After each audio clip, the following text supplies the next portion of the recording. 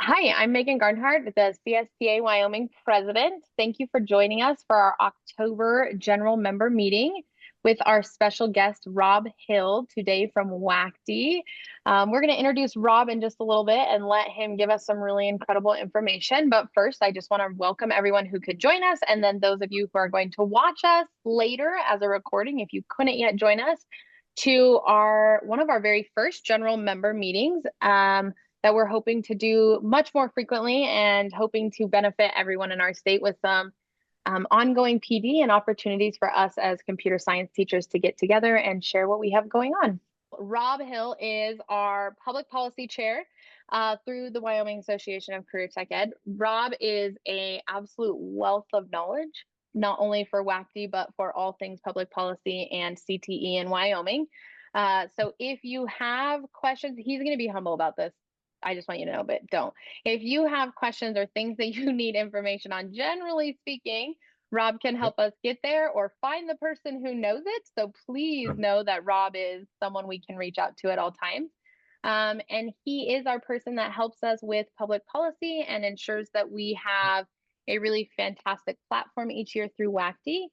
And Rob also works, he's in a new role this year. I will let him explain a little bit more when I pass it over to him, but he's in a new role this year with the College of Education at the University of Wyoming, which is fantastic.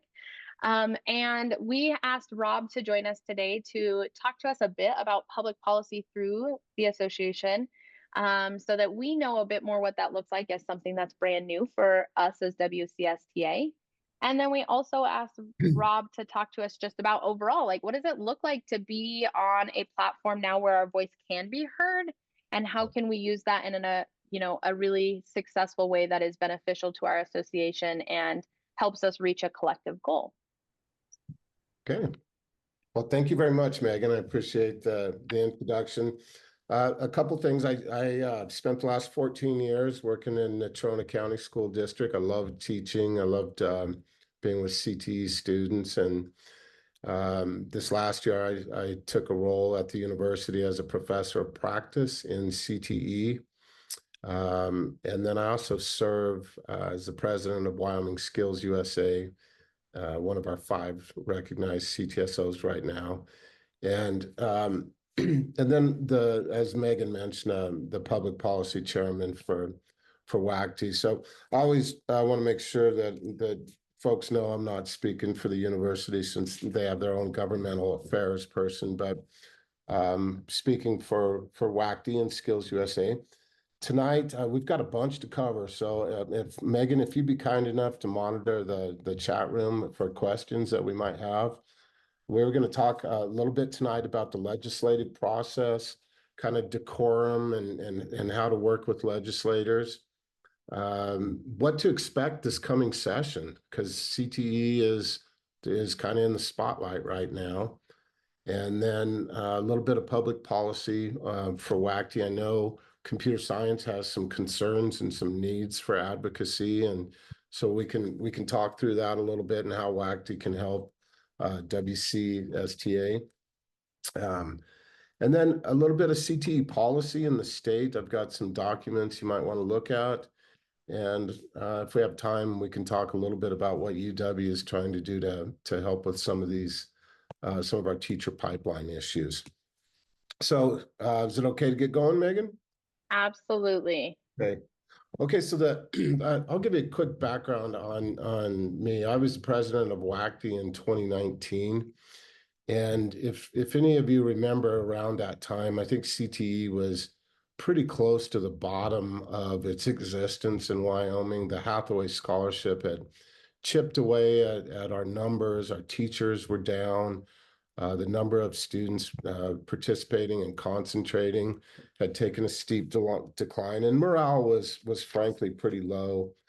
And that year we ventured into the political arena, knowing that we had to advocate if we were going to change things. So I actually spent that summer working with business and industry associations throughout the state, and we built a coalition of people that would advocate for us because we knew as a relatively unknown group in Cheyenne that we were going to need help. And we knew that the mining association needed help, and the contractors and the business alliance and economic development. So we reached out to all of them, and they showed up. And we lobbied that Hathaway bill heavily that year, and it changed. That year, it was pretty amazing to watch the business people, and we're starting to see some pretty good data. It's taken a while for that to take impact. You know, we had COVID after that, so anyhow, that was kind of the impetus for WACTE to get involved with public policy. And every year since then, we've seen at least one law passed into existence. I think today, most people in the legislature recognize WACTE as kind of the voice of CTE. Certainly, the Department of Ed has been great, and their voice is very respected too.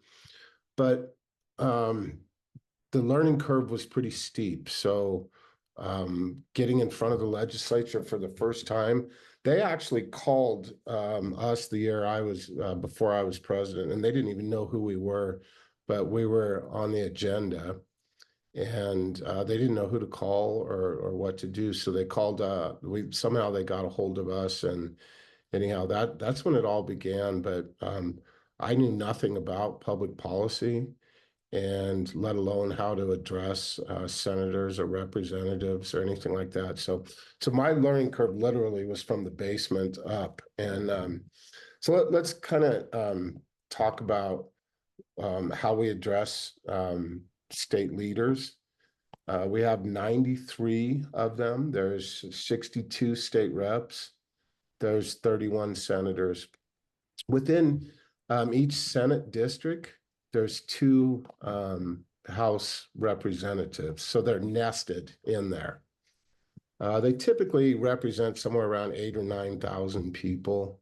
I have to go back and look at that one, but wherever you live, you have a senator and a state rep, and those are oftentimes your point of contact.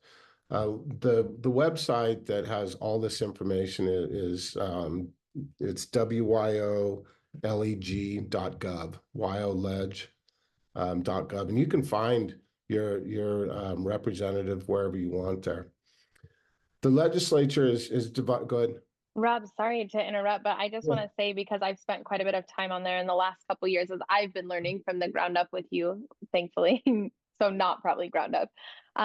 That website is fantastic for like contact of anyone.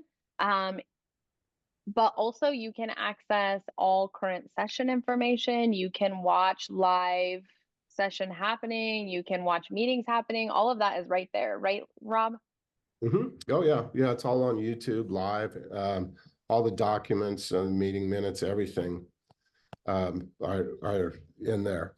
So the legislature meets every year.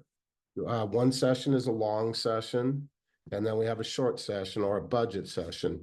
So we're getting ready to, I think it's January 14th. Yeah, January 14th, we're getting ready to go into a long session, which means 40 days. So they're going to discuss quite a bit of bills. You'll see 400 or 500 bills, maybe 600 even, go through there. I can tell you morale is very different on the front end of the session than it is on the back end. So that's where we have to learn to work with legislators, because they get pounded with requests and emails. And if you don't do it correctly, you're probably not going to be heard. So, you know, when you're doing an email, you want to make sure that you're not sending it to multiple people, copy, paste, and you usually want to work off of a set of talking points that your organization develops. So you want to see everybody working together. That's the main thing. I'll give you a great example. Last year, we helped the CTSOs. We pulled all the directors together over the last 2 years, actually, and asked them and said, you know, we'll help you if you all will work together. And ultimately, we got their budgets doubled, and actually a little extra. But they were a unified group, and they had talking points, and A white paper is a document that kind of tells your point of view in a very abbreviated one-page manner. So they all worked off of that. The legislature is divided up into committees, and and those are your standing committees. Those committees meet throughout the year. So our education committee is one of the standing committees, which means it has 9 House members and 5 Senate members, and they discuss topics all the time when the legislature is not in session. So we call that the interim. So the name of the committee is the Joint Interim Committee because it has House and Senate members. And that's where they really start vetting the bills. And that's our chance to get in and get bills every year done. Now, typically in a normal session, if a bill comes out of a committee, it's got a 2/3 chance of passing. If it has individual sponsors, historically, it's had like a 1/3 chance of passing. So right now, we have a few bills that have come out of there, and this is really going to impact computer science. So the first bill that's set to come out is there's a minimum threshold for small and medium-sized schools, funding threshold. So what this bill does is it raises the bottom. It doesn't do anything for the large schools. The general feeling in the legislature is that the large schools are getting enough funds. And I'll tell you a little bit how the funds are derived. So that bill is already passed out of committee, and it will get its shot with the legislature when it gets started. The second bill is the consolidation of all the CTE grants. And this is where the computer science thing is going to come into play. So let's talk about the grants, I guess, first. So 2 years ago, WACTE got advocated to get a new grant funding stream for materials and supplies. It's called the Material and Equipment Grant, I think. That grant, I think it's like $250,000 a year, goes out, and in it there was a requirement that said districts have to spend their 29% money over the last 5 years to be eligible for this grant. And at the time, we worked with the Speaker of the House on that, and his desire was to reward districts that had spent that 29%, at least on paper, accurately. So here's the issue. You take that grant now, and then you look at our other demonstration grants that are state funded, not Perkins, and you say, we're going to make rules for all of these. Well, right now, the legislature likes that 29% rule. So I'm positive that coming out of committee, that's going to be the recommendation, unless it changes on the last meeting through a committee vote. But last time it passed 10-1, and the only one vote was it wasn't strong enough for them. So most of the committee is in favor of this. So if your district on paper has not reported that they have spent their 29% money, I don't think they're going to be eligible until they get that number up. So the big question is, how is 29% money allocated and raised? So each district, at the beginning of the year, they'll look to see what classes are 9 through 12. And then let's say you teach a block schedule, say you teach 3 90-minute classes. If you have 21 students in each one of your classes for 3 classes in the fall, 3 in the spring, that would mean that you've hit the 29% money. If you were under that, you might come in at like 0.25, or if you had a class of 30, you could be up at 0.46 or something like that. So here's where it gets tricky. The districts, well, let me step back a second. In 2002, this funding stream came into existence from an education committee bill. So if you go back and talk to those legislators, their intent was to increase the amount of money that districts get for CTE because they know that it's expensive. So an art teacher gets X amount of money, the same math teacher gets X amount of money, but CTE gets X plus 29%. So here's where it got tricky. The legislature approved it, and we're talking a lot of money every year. I think it's like $8 million, and half of it goes to FTE for teachers, and then another chunk of it goes to materials and supplies. Here's the problem. When that money is delivered from the legislature to the districts, it goes into the block grant. Okay, so it's not what we would call categorized. So transportation, special ed, things like that are categorized. That means they can only be spent in those areas. Our money is not that way. So the intent of the law was if it is we're calculating this based on 912 enrollment and it goes to 912 programs, but that's not what's happening 22 years later. That money is going into middle schools, and I'm not saying that's good or bad, but what I very much think this session that there's a strong possibility that that money gets categorized. And we can talk about the makeup of the new legislature if you want after this, but I think you're starting to see a desire from policymakers to make this money categorized. So if you teach 9 through 12, that's good because the funding model says each CTE teacher should get $14,185. Now, I don't know what your budgets are, but I can just about guess that nobody's getting $14,185. I had a big program in Natrona County, and I got 10,000, and that was a big budget. So anyhow, this stuff is going to get hashed out in the districts. One of the things that this new group of legislators coming in, they look at some data and they say, okay, in our K-12 system, we're spending 1.7% on CTE. And that hasn't moved in 3 decades. The most it's moved is to 1.6. So that's a really flat number. And they're looking at the jobs right now. 60% of all jobs in Wyoming that are open right now are CTE based. That means your computer science, your welding, aviation, transportation, tourism, all of it. So we're a CTE state. And they're saying, why are we spending 1.7? We've got some fundamental problems in our model. So if you go back to before 2002, in the 1990s, we had 100 more teachers and we didn't have a funding source. We didn't have the 29%. So today we have the 29%, but we have 100 less teachers.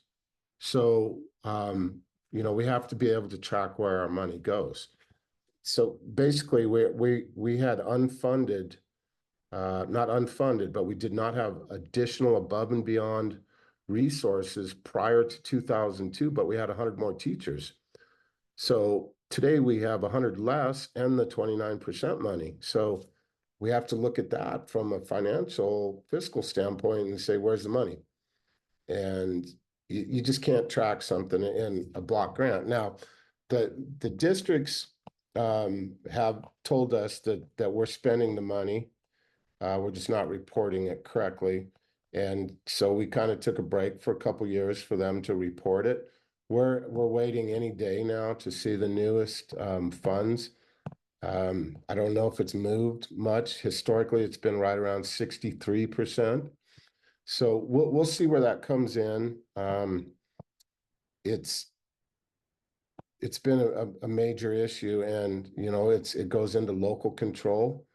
Wyoming's a local control state, but legislatures, they also say there's an amount of accountability here. So we have to position ourselves when we're dealing with these subjects to understand the school district standpoints, understand the accountability, the department's viewpoints on it too.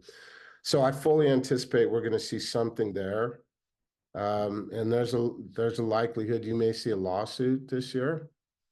The last Joint Education Committee meeting, they asked for an 8.5% increase just to keep up with inflation for all of the school, all of the funds for education in the state.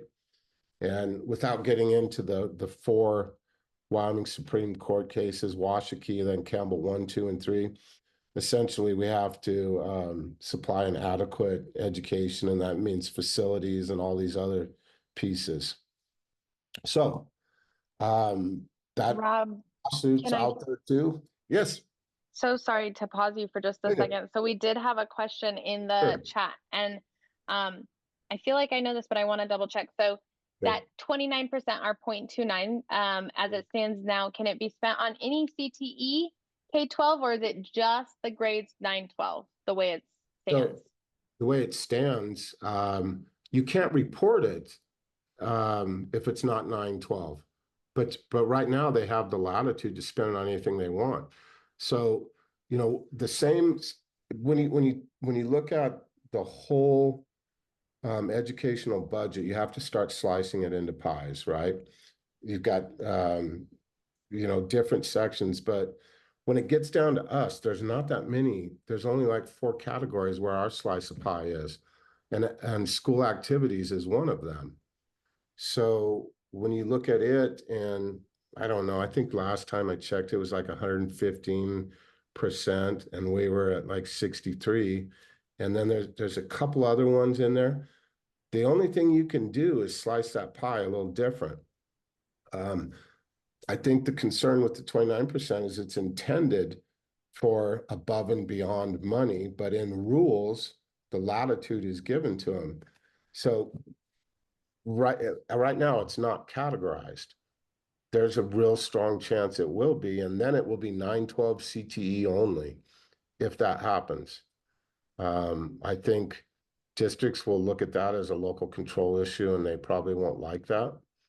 The concern there is that if you categorize this, what else they're going to categorize other things possibly, and some people don't like the idea of that. So that's why, if it was just us and it didn't have any other implications, I think it would have probably happened by now. But people are looking at that, and that's something that's going to develop. I just see it 100% being a topic. Um, so let's talk real quick about the makeup of the legislature this year. Uh, in the past, we've had a more moderate control. The Senate used to be considered the more conservative. After this election, the House is by far the more conservative. You'll hear two groups: the moderates, or the Wyoming caucus, and they're going to be a little more to the middle. And then you'll have the more conservative group, and that's called the Freedom Caucus. So whoever controls the chamber gets to elect their leadership. So most people think Chip Nyman from Hewlett will be our next Speaker of the House. I don't think anybody's challenged him yet. We're still waiting to see who's going to be in the Senate side. It could be Hicks from down in Baggs. It could be Tara Nethercott. I just don't know on that because you have two Democrats in the Senate, and the votes are really close, and somebody's going to have to lobby some votes or something to get that. But those are your potential leadership. The Senate may stay very similar if leadership stays the same, but the House, it's certain that you're going to see entirely new committees, committee chairmen, committee members, and school funding will definitely be a huge topic. So that's where we're headed with that part. Another quick question. This is Yeah. mine. This isn't in the chat. So if we see, like you're saying, like it's likely we'll end up with new committees or entirely new committees with that shift after the election. Um, that'll happen. Like right now, we're working with a JEIC, our Joint Education Interim Committee, that's working right now. But and we anticipate them going into this longer session in January to start hashing out some of these bills that are going through. Is it So, potential that the JEIC that we've been working with won't be the same JEIC oh, that we start working with then, or they follow yeah. through? I'd say that's 100% chance. Um, because Interesting. because other people have lost their election. So the Correct. House chairman, Right. is a great friend of CTE. He lost his election, and so it'll be 100% shakeup. Man, I And guess I hadn't thought of like I hadn't put thought to like the weight of that and how it changes when you've been, I mean, we've been having meetings with them for months now, right? absolutely. So there you're going to see probably two bills, CTE bills, the consolidation of grants and the minimum threshold, and it'll come out of that committee, but it'll be a whole different group of people that are voting on it. So that the new committee may not like some of the bills that have come out in the interim. So yeah, it could be very much an issue. Here's the good news: both sides like us. It is. CTE is popular on both sides. Um, the moderates have supported it. We've had great speakers that have carried bills and Senate presidents and committee chairs. Um, so we've been in good favor with most of them. Our obstacles are that there are other parts of education that we have to consider. There's the school boards and the administrators and groups like that. And so we try and work with them to, kind of come to positive solutions and not do it all in front of the legislature. You want to try and work out problems when you can. Jesse Defoe is our public affairs person, and Jesse does a fantastic job of WACTE, representing WACTE, and she's there every day. So she's got the stronger policy background. She knows the legislature, and I have more of a technical background. So we work together, and that helps a lot. So um, I know CSTA has some concerns, so I wanted to kind of move into the next part. So WACTE, as a member of WACTE, it's our job to represent your concerns too. So I guess we would start with that. That very much you're part of us, and we're here to support you. I know you're in some unique positions with the grade levels you teach. So the Public Policy Committee for WACTE is composed of members of all of our divisions, and we meet, at different times throughout the year to develop the public policy platform. So the committee develops this, and then we send it to the executive board for approval, and they may tweak it, they may say yes or no, but typically they stick pretty close to the recommendations out of committee, which is a common practice in policy stuff. And so this year, here's our 4 priorities, and then I'll explain how we can help CSTA. So the number 1 priority was to address the CTE teacher shortage. It's been an ongoing problem. We've got some really good momentum coming out of Laramie with the dean, very supportive of all CTE. And so we're starting to see enrollment come back in. And a few computer science people too, by the way. Then the CTE minimum funding threshold, which is that bill I just told you about. The streamlining of the CTE grants, and that bill is set to be looked at in November. But I've already met with the chairman and somebody else on that, so I feel like I know where that one's kind of headed. Then the next one is to modernize CT facilities and square footage allotments. And that has to do with when we build new schools in the past 20 years, we've been shrinking CTE size. So we wanted to try and get them to change their formula a little bit. Now, so what is the 29% thing is going to come up twice. It's going to come up in these grants. And so we have to look at that model. And there's some people that say they'd like to see it at 32, 33%. I don't think that's going to happen. I do think you're going to see some people want to really define what the 29% is. So with that, when that topic opens, I think that's the opportunity for CSTA to weigh in on it. So what we would want to do there is say, yes, we support that this money is generated from 912 for 912, or we think the funding model should change to 612 if it's a CTE class, or if it's any CTE class. So there's a couple of ways to get it introduced into there. The first thing we would have to do is talk to some leaders or some people that are willing to advocate for it. So, I mean, it very much makes sense to me that you basically have an unfunded mandate. You're responsible for teaching these courses, but where do the funds come from? So that's probably the best way to do it is when this topic is coming up, and it's going to come up twice, I think. The first opportunity will be in November, so I think if we had some talking points from your group, and if you could, we'd never really want more than 3 bullets. So bullet 1 is probably that, whatever year that we created the computer science requirement, that would be like bullet 1. Bullet 2 is we need a certain amount of money to be effective. And then bullet 3 might be, what's our solution? So that might be add computer science to the 29% model. But that may need to come from you all, since you all know the technical parts and the problems that you're having.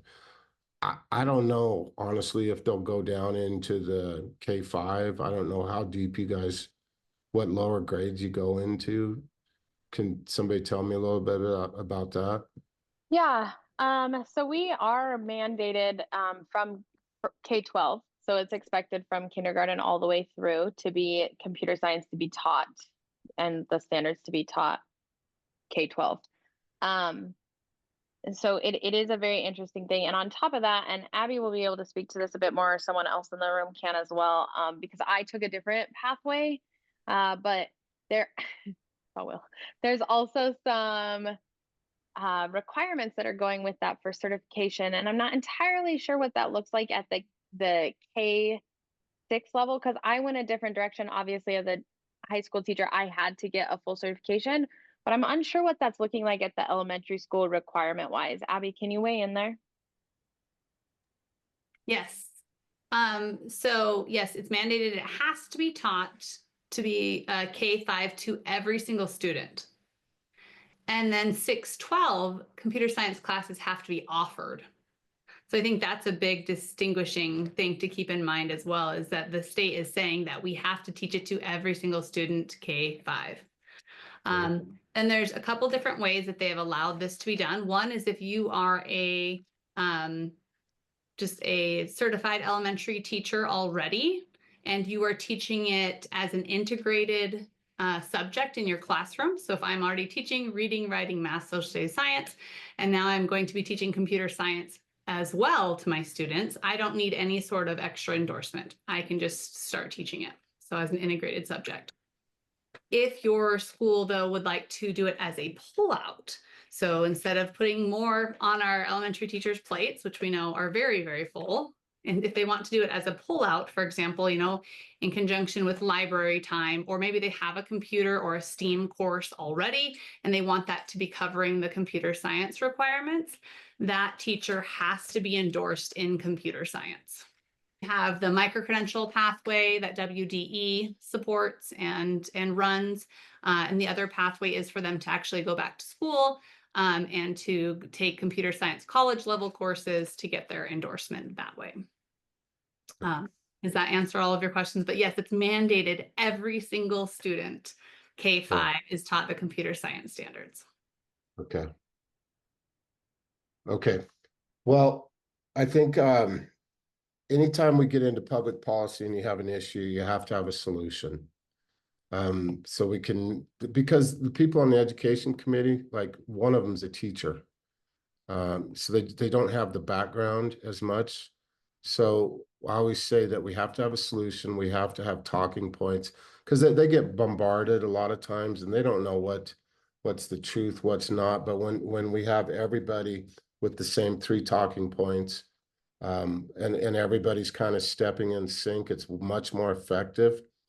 I think CSTA also has the right to speak. WACTE's here to help you, but you know, sometimes WTEAs you know, testify or something. But it's more effective if we work together, and you know, we need to understand your issues as well.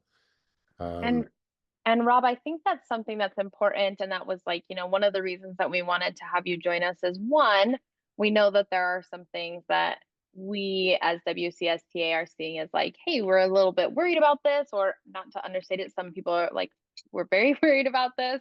And we definitely feel like there's an issue that needs to be addressed. And we now are in a situation where we have some support and we have a platform that we haven't previously had, but we want to make sure that one, we're representing WCSTA in a way that is well done and accurate and like done in the appropriate way with decorum and is going to lead to success. Because I speak for myself, but I would assume that I'm in a room with others who, like yourself, had never been a part of this until I stepped into my WACTE realm. And I know that it's more successful if we're, like you're saying, we have a solution and we have same talking points. But then we also want to make sure that as a part of WACTE now, we're representing WACTE well as well when we're wearing different hats. And so that was really like one of our things is like we want to know the basics of how public policy works, which you've done such a good job explaining that. Thank you so much. And then also like understanding like where we can be a part of this moving forward. I know we have members on the public policy team or committee, which is incredible.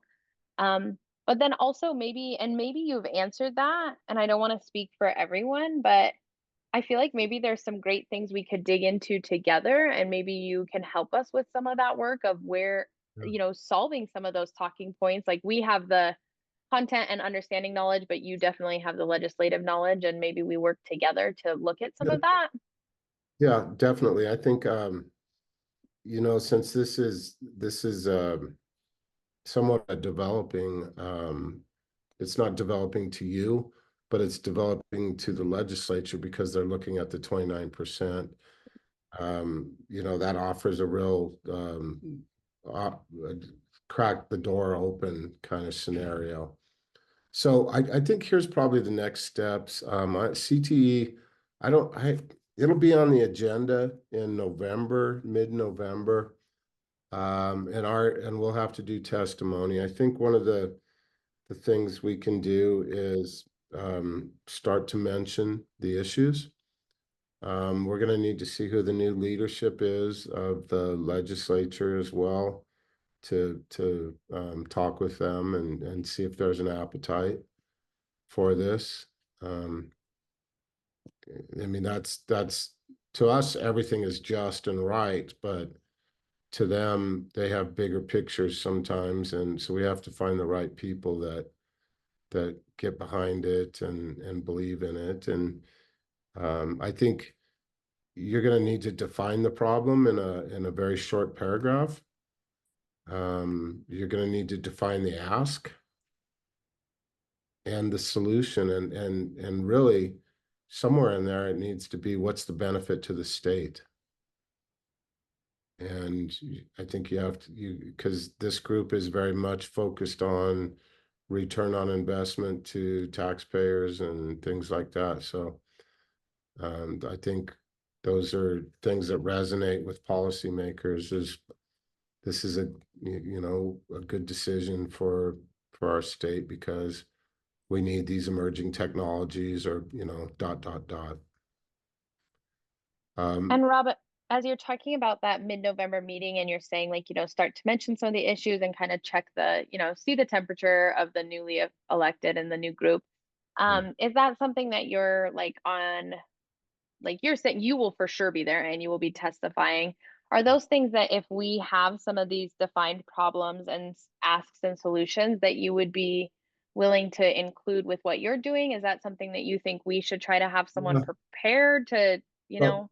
yeah, I think it's too late in the game to get an interim, because that stuff happens like right after the session, they start studying. So what happens is at the very end of each session, Management Council, which is the leadership from the House and the Senate, they meet and each committee chair brings to them the topics they want to discuss. And then Management Council approves or doesn't approve it. So they can say, yeah, we don't want you studying that. Well, CTE was a priority this last year. It was number 3 out of 4. So that they weren't at the last meeting of the interim. So what we want to do, I think, is introduce the topic so people are aware of it. And but that committee won't be anybody that's working on it in the future, I don't think so. But you do want to get it out there. Sometimes a bill takes a couple times to get through. You know, sometimes you try and get the bill just together so that it takes a few times. So that's one part of it as well. And plus we need to probably talk to, you know, we need to talk to WACTE at the next board meeting and say this is a developing thing and CSTA is one of our members. And I think you guys are extremely unique in the fact that you're delving down below the 5th grade level and you have some mandates that we don't have. So I think Megan, and I can't speak for you, Megan, but I'm sure one of the two of us would bring it up on Thursday at the next meeting, and then maybe we can get a more formalized one for the November meeting. I think that's a great idea. And what I think that gives us also as WCSTA is an opportunity to really sit down and talk about as a group at our next meeting as as a, you know, leadership team of what do we see as really defining that problem and the solution. Because like you're saying, it really is a bigger picture for us than like often we're looking at because it is that K-12, which is a bigger picture than what we're often looking at. And then I like, as you're talking about defining those solutions, those 3 kind of big talking points, but then, and you and I spoke about this just yesterday, but really looking at being able to sell, and we all know it because we live it every day, but the benefit to the state and benefit overall. But being able to paint that picture for others and being able to speak to that. You know, Rob had asked yesterday, just so you guys know, as we were talking, like, you know, what does this look like in industry, you know, computer science? And I was like, there's not an industry that exists right now in any CTE field that does not have computer science within it at this point. And I say that very truly. But for us to be able to, you know, really hone that in and speak that would be really important for us as well, I think, to have some set key points, like you said, and maybe even start to reach out to some folks who can speak to that a bit from industry of the importance of what we're doing. Yeah, exactly. It always takes a coalition like you're talking about. Megan, I know we're up against some time here, but No worries. could you share that document so I could walk folks through it real quick? Yes. And when So I say I can, Abby will. okay, thank you. Thanks, No, Abby. I can't, but Abby can. So if you all ever see LSO, it means the Legislative Service Office. That just means the lawyers for the legislature. Matt Wilmar, he's actually this guy, he really knows his stuff, but so in I think it was May, the end of May, or no, sorry, June. LSO did this brief right here and presented it to the joint education. So Abby, if you could scroll down just a little bit, I want to show folks. Okay, so this document here, I'm sure we could share it out, but this is the CT funding model there. That explains how how the money starts to get generated. But then it keeps scrolling a little bit, please. Then you'll start to see this is a little more on it teaches you how the model generates funds from local enrollment. And if you keep going just a little more, keep going right here. Let's start to look at these. So this is how much is being how many students are in 912 are creating that model. So you're starting to see us tick back up to the old levels. You know, if you go into the 1990s, our numbers were pretty big, but you can see like this trough here. I call it the Hathaway trough. Those were horrible years for us in a lot of ways. But you can see these last couple years, we're starting to come back out. And if you look at the amount of participants in Wyoming right now, that number is really popping back up. But let's go down just to the next graph. Okay, here's some things I want to show you. This is how much money should be generated per teacher at the 912 area. And I think part of this is driven on recalibration, and which is where the consultants work with the legislature to say how much money you should get. Okay, so if you take all of our FTE in 912, and if they're teaching a full load, that they're saying 14,185 should go to supplies, material, equipment, and equipment upgrades, not energy, not all those other things. This is a dedicated, is intended to be dedicated. So that's probably going to get hashed out in the near future. But can you go to the next graph? This is important. So if you look here on the red line, that's the total number of middle school and high school teachers we have. So in 2022, we had about 400 FTE. Well, if you go back into the 90s, we were at 500. So you can see that we've dropped down over 22% since then. But even as 2002, 2003, we were sitting at 480 teachers. And we have more participants right now. That means your class sizes are increasing to compensate for this. So remember, and you all, especially computer science teachers, I don't know what you're doing for class sizes, but I know financial literacy and courses like that at our big schools sometimes have 30 students. So you're generating more than the model for somebody that's under the model, probably. So, okay, if we scroll down just a little more, this is where this one shows that for materials and supplies in the state, we're generating about $3.6 million. And then for teachers, that 29% is generating about 4.2 million. So all told, we're somewhere in the mid $7 million range in this funding source. So if you could go to our next one. Okay, these are our state grants. Now in 2009 and 10, we had a big downturn, and they got rid of half of, this is our demonstration grants. So they cut that in half. You can see in 2011, 12, there was just massive budget cuts back then. So you can see that in 2023, 24, we brought back that materials grants.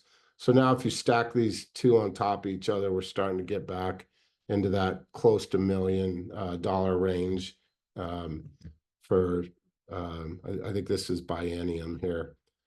Then if you could go down a little more. Okay. This one here shows the how the grants are broken up by school districts and colleges. Is there more down at the bottom, Abby? Looking for one more.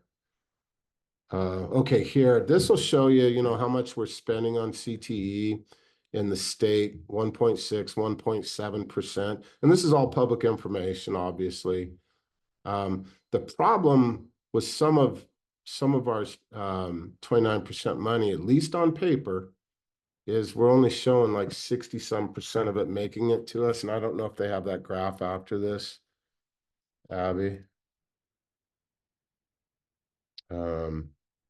Yeah, this is more percent. Okay, this is interesting here. So this is going to be your FTEs per district. So you can look at your district, and these are only 9 through 12, but you can see like down here, Laramie 1 in Cheyenne, they used to have 60 teachers. They're down to 47 this last year. So these are great to track where your district's historically been. And if you'll keep going a little bit, I'm hoping there is, okay, if you want to keep going a little bit.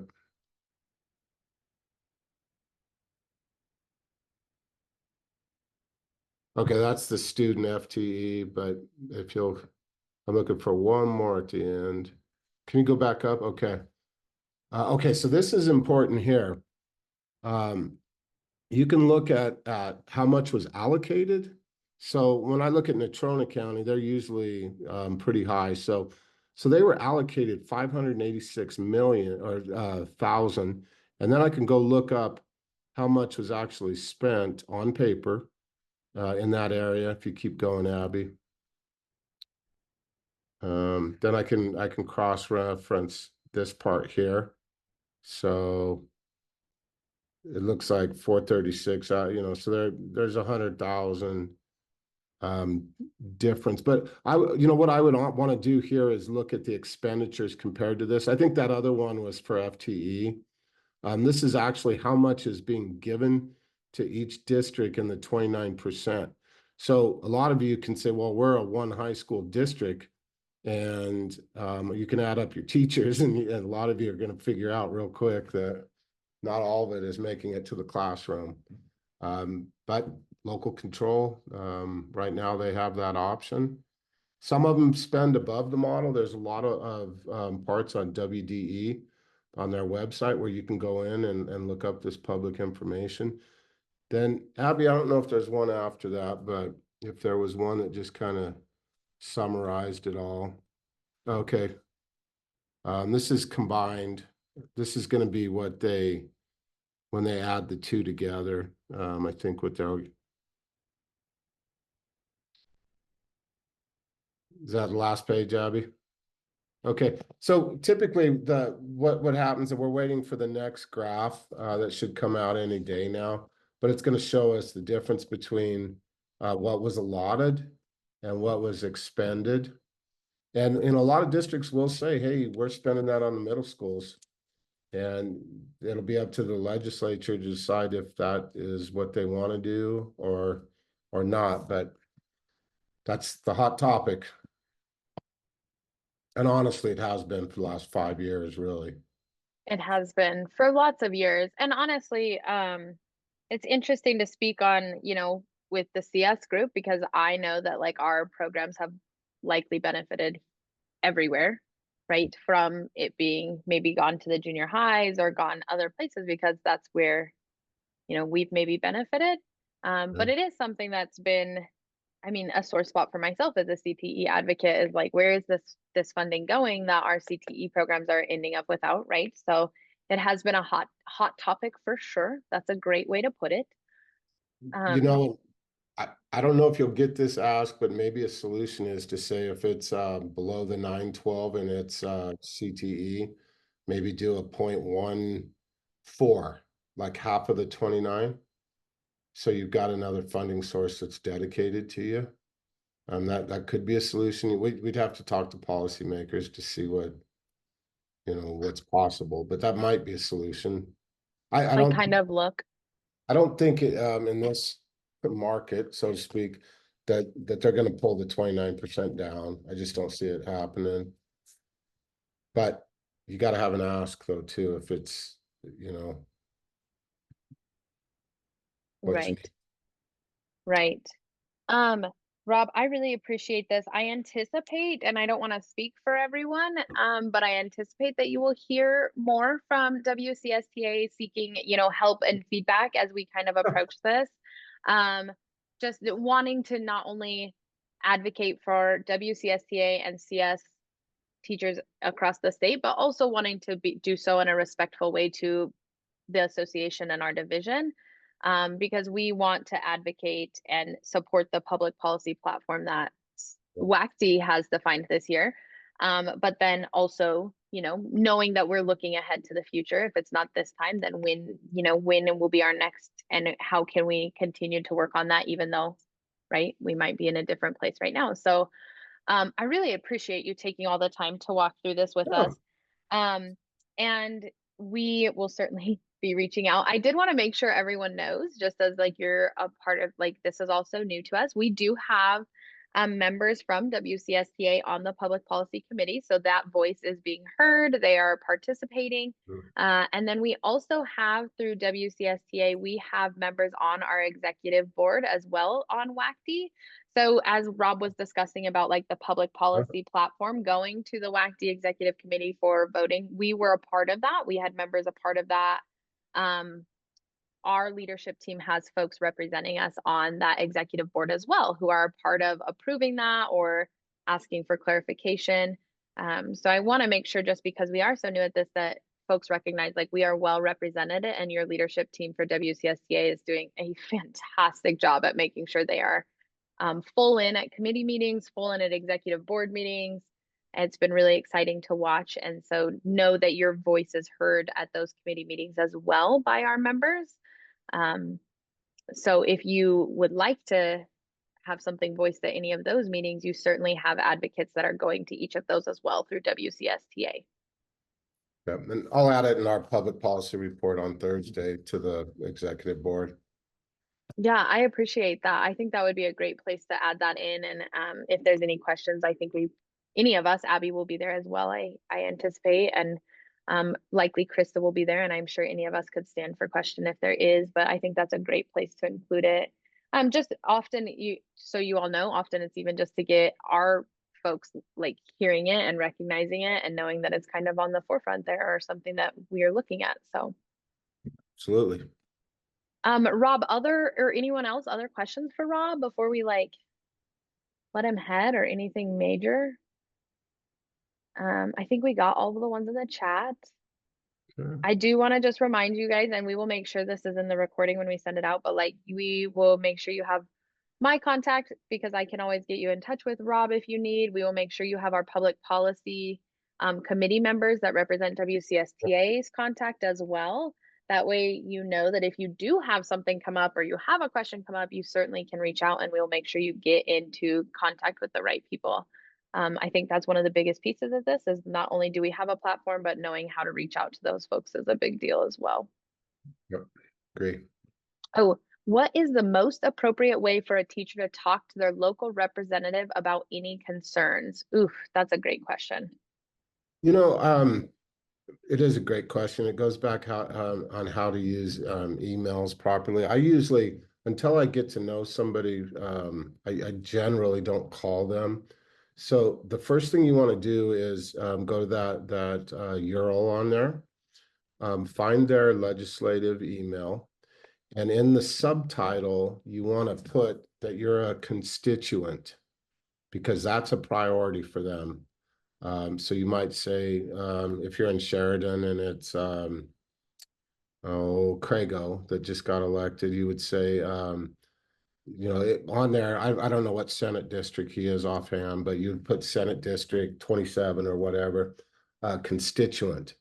Okay, now you just moved way up in priority, and then introduce yourself as, you know, I'm a constituent, and don't, if you go into a long one, it's going to be tough. You know, I was wondering if I could speak to you. There's a number of people in your constituency that have some concerns, and maybe start there.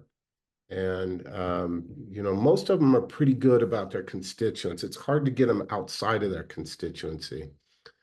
But you got to be brief, because they get pounded with emails and stuff, and during the interim, it's a way better chance than like if you wait till the session starts. Like, we're really careful to even approach people, because they're just burned out. They're frazzled and They're exhausted. I mean, really. yeah. And you know, again, if you've got something, I would, before you approach them, I'd have some kind of solution, or you know, because they hear a lot of like, you know, this is a problem, but you know, they don't have the solution to every single one. That's the thing about Wyoming legislators is they're volunteers, and they don't have staff. And you know, they're like the education committee, they're really not educators, so they don't know what's going on in the classroom or with your budgets or whatever it is. So a little bit of grace with them, and we have to be really careful. Like we're CT people, and we've got 17,000 acronyms, and anybody that gets up in front of them, like we could never say CTSO, and they're the education committee because they don't know what CTSO is. So, Right. you know, you kind of have to talk down to on the acronyms and be very abbreviated and have a solution. I would add that that was a really great place for us to have that common language, common goal, those kind of common 3 bullet points like you were discussing, so that when we are talking to folks or we are approaching something, it's you know, they're hearing the same thing from folks across the board, right? Or at least are hearing a more common message, I would say. Unity is very, very strong. Yeah, and you know, addressing them by their title is very important. If they're a chairman, they go by chairman, and if they're a senator, it's always senator. And you know, like in committee meetings, there's decorum, and you have to be respectful, and everything runs through the chairman. And when you walk in the Capitol, you're in a suit and tie or in very professional dress as well. So depending on your gender, that there's an expectation that you be dressed very nice and cordial in the chambers. Um, the other thing, here's the biggest mistake I think people make when working with legislatures is they don't acknowledge their authority. So really, you're appealing to them. I watch people testify all the time and tell them what they need to do, and that's an immediate turnoff. So you instead of saying you need to change this, you can reword it to say something. If it be the will of the body, we would respectfully ask that you do this. That's a big difference than you need to. So, and I don't think they like being told what to do by a lot of people all the time. So it's just, you know, a nice way to address them and be respectful of them. So One last quick thing, if you do know, if you do want to reach out to legislators or something, maybe it might be worth talking to one of us before, because a lot of times we know those folks and might know how to approach them best or something. But I encourage you to get involved. It was one of the more rewarding things I ever did in education, and I think nobody, honestly, in education, I don't think many people are doing it better than CTE as far as advocating for our cause. And most people know that we're going to be there, and our business partners are going to be there, and we strongly believe in what we do, and that's been beneficial to our kids too. I will echo that as well. I will say that it has absolutely been a part of my career that I never saw coming, or something that I thought I would be involved in, but it has certainly been one of the most rewarding parts to be involved in, and it has made a huge difference. And I will say we're very lucky to live in a state like Wyoming where our legislation actively cares about what we are doing. And CTE is something that they are passionate and care about as a whole. I believe that and I feel it. And it's some of the coolest things I've gotten to do is to get to go down and be a part of what's going on. So I Awesome. think it's very special. I appreciate you taking your time with us tonight, Rob.